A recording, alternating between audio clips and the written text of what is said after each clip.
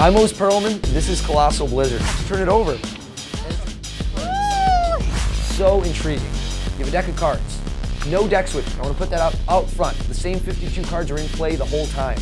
You have somebody think of a card. You take a card out of the deck, you put it down in their hands, you tell them that's their card. So what? That's not that amazing. But wait, the other cards? They're all blank. How did you do that? Hey, this is going to blow their mind. They turn over their card. It's the only printed one, the one they were thinking of. You never go in your pockets.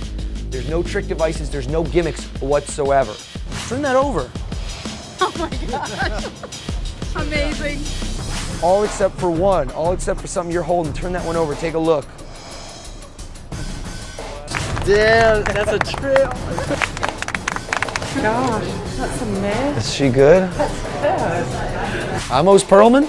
This is Colossal Blizzard. Turn it over. That's the only card in the deck.